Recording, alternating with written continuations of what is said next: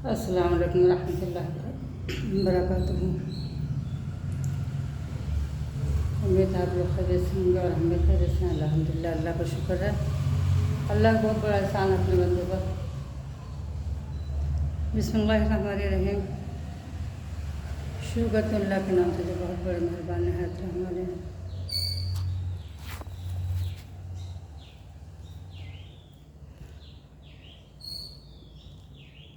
چشم اقوام یہ نظارہ ابد تک دیکھے۔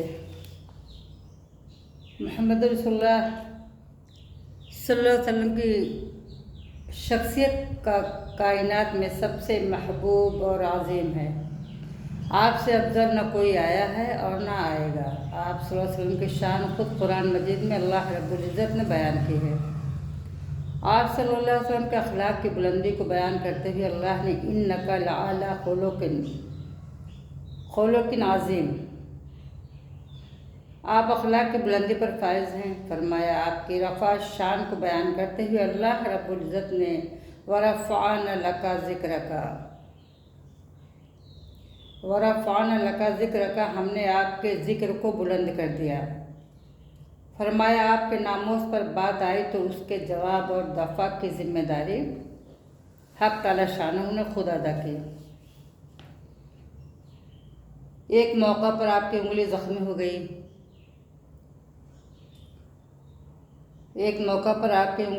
ہو گئی، تو اس کے بعد چند دنوں وحی کا سلسلہ رک گیا تو مشرکین نے طعنہ دینا شروع کر دیا کہ محمد صلی اللہ علیہ وسلم کو ان کے خدا نے چھوڑ دیا ہے، نعوذ باللہ، اور ان کا خدا ان سے ناراض ہو گیا ہے۔ اس موقع پر اللہ تعالیٰ نے سورہ زحر نازل فرمائی اور صاف لفظوں میں مشرکین کو جواب دیا، ما ودعک ربک وما قلی، آپ کے پروردگار نے نہ آپ کو رخصت کیا ہے اور نہ ہی بیزار ہوا ہے، اور آپ صلی اللہ علیہ وسلم کو انعامات خداوندی بیان کرنے کا حکم دیا ہے۔ وَأَمَّا بِنِعْمَةِ رَبِّكَ فَحَدِّثْ، بہرحال آپ اپنے پروردگار کی نعمتوں کو بیان کیجیے۔ ابو جہل نے آپ صلی اللہ علیہ وسلم کی شان میں گستاخی کرتے ہوئے تبالک یا محمد کہا تھا۔ اللہ تعالیٰ نے آپ کا دفاع کرتے ہوئے فرمایا، تبت یدا ابی لہب، ابو لہب کے دونوں ہاتھ ہلاک ہو برباد ہو جائیں۔ آپ صلی اللہ علیہ وسلم کے صاحبزادے قاسم کے انتقال پر عاص بن وائل اور بعض دوسرے مشرکین نے طعنہ دیا کہ آپ کی نسل نہیں چلے گی اور جلد ہی آپ کا نام نشان مٹ جائے گا۔ اس موقع پر اللہ تعالیٰ نے سورہ کوثر نازل فرمائی اور مشرکین کے طعنہ کا جواب دیتے ہوئے فرمایا، ان شانئک هو الابتر، بے شک آپ کے دشمن کی جڑ کٹی ہوئی ہے۔ آپ غور فرمائیں آپ صلی اللہ علیہ وسلم کے ذکر کو اللہ تعالیٰ نے کس قدر عظمت و رفعت عطا فرمائی، الحمدللہ، کہ آپ صلی اللہ علیہ وسلم کے عہد مبارک سے آج تک آپ کا ذکر مسجد کے میناروں سے کیا جاتا ہے۔ آخرت میں آپ کو شفاعت کبریٰ اور مقام محمود حاصل ہوگا انشاءاللہ۔ اور دنیا کی تاریخ پر نظر ڈال لیں، کیا کوئی شان رسالت میں گستاخی کرنے والوں کو عزت و احترام سے نام لیتا دکھائی دیتا ہے؟ چشم اقوام یہ نظارہ ابد تک دیکھے، چشم اقوام یہ نظارہ ابد تک دیکھے، رفعت شان رفعنا لک ذکرک دیکھے۔ آپ صلی اللہ علیہ وسلم کی عظمت کی گواہی اپنوں نے نہیں بلکہ غیروں نے بھی دی ہے۔ انگریز مصنف مائیکل ہارٹ نے سو عظیم الشان عظیم انسان پر کتاب لکھی، اس میں انہوں نے سب سے پہلے حضرت محمد صلی اللہ علیہ وسلم کا تذکرہ کیا اور یہ بات ثابت کی، کائنات میں اول درجے کی جو شخصیت ہے محمد صلی اللہ علیہ وسلم کی ہے، الحمدللہ۔ ایک مرتبہ غار حرا سے آپ تشریف لائے اور آپ پر خوف کے آثار تھے۔ آپ نے حضرت خدیجہ رضی اللہ عنہا اپنے غم کا اظہار فرمایا تو حضرت خدیجہ رضی اللہ عنہا جو آپ کے اوصاف بیان کیے اس میں آپ کی سیرت و شخصیت کا عکس دکھائی دیتا ہے۔ حضرت خدیجہ رضی اللہ فرماتی ہیں، خدا کی قسم اللہ تعالیٰ آپ کو کبھی رسوا نہیں کرے گا۔ آپ رشتے ناطے جوڑتے ہیں، سچی باتیں کرتے ہیں، مہمانوں کی ضیافت کرتے ہیں اور دوسروں کا بوجھ اٹھاتے ہیں، مظلوموں کی مدد کرتے ہیں۔ ایسے عظیم انسان کو اللہ کس طرح رسوا کر سکتا ہے؟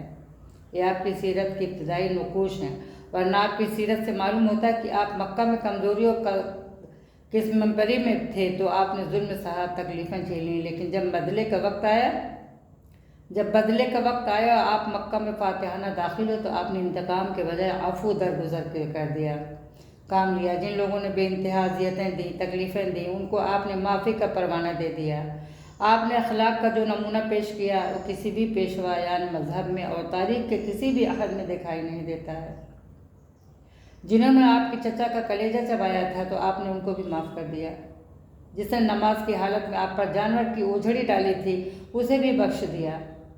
آپ نہ صرف اپنوں اور مسلمانوں کے ساتھ ہی رحم و کرم کا معاملہ فرماتے تھے بلکہ آپ نے ان لوگوں کے ساتھ بھی ہمیشہ حسن سلوک کیا جنہوں نے آپ کے مذہب کو ٹھکرا دیا تھا۔ غیر مسلموں کے جنازہ کے احترام میں بھی آپ کھڑے ہو جاتے تھے۔ چچا ابو طالب جنہوں نے اسلام قبول نہیں کیا پھر بھی آپ ان کے جلوس جنازے میں تشریف لے گئے اور مقام تدفین تک پہنچے۔ آپ نے حضرت صحابہ رضی اللہ کو بھی اپنے غیر مسلم رشتہ داروں کے ساتھ حسن سلوک کی تعلیم دی۔ ایک یہودی نوجوان جو آپ کے پاس آیا جایا کرتا تھا جو بیمار پڑا تو آپ اس کی عادت کے لیے تشریف لے گئے۔ آپ کی ذات اور آپ کا اخلاق کریمانہ کا حال یہ تھا کہ مکہ میں جب قحط پڑا اور اہل مکہ نے آپ سے دعا کی کہ درخواست کی تو آپ نے ان لوگوں کے لیے جنہوں نے قریب 4 سال تک آپ کا دانہ پانی بند کر دیا تھا ان کے لیے دعا بھی کی اور تعاون کا ہاتھ بھی بڑھایا۔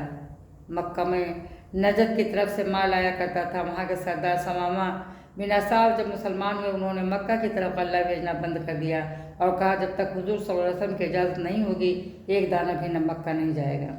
آپ صلی اللہ علیہ وسلم نے ان کو ایسا کرنے سے منع کر دیا، غلہ بھیجنے کا حکم دیا۔ آپ کی انہیں اخلاق کریمانہ کی وجہ سے حضرت صحابہ رضی اللہ آپ کے دیوانے تھے اور حد درجہ آپ سے محبت کرتے تھے۔ عروہ بن مسعود ثقفی کو قریش نے صلح حدیبیہ سے پیشتر اپنا سفیر بنا کر حضور صلی اللہ علیہ وسلم کی خدمت میں روانہ کیا۔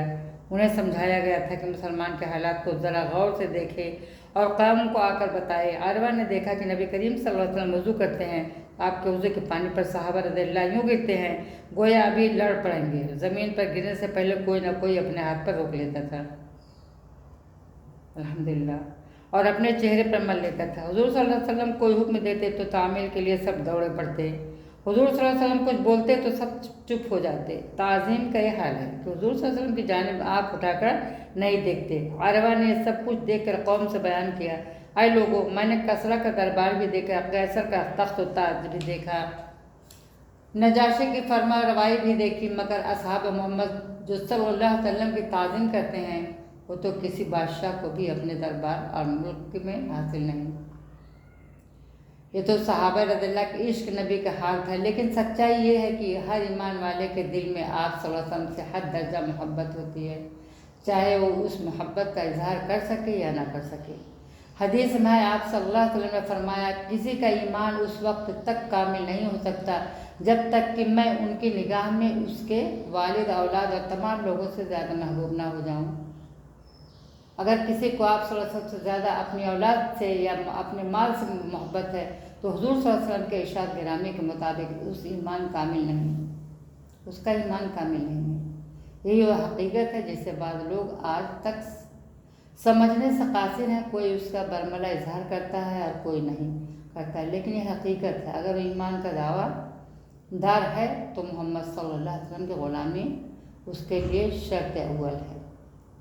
محمد کی غلامی دین حق کی شرط اول ہے، محمد کی غلامی دین حق کی شرط اول ہے، اسی میں ہو اگر خامی تو سب کچھ نامکمل ہے، اسی میں ہو اگر خامی تو سب کچھ نامکمل ہے۔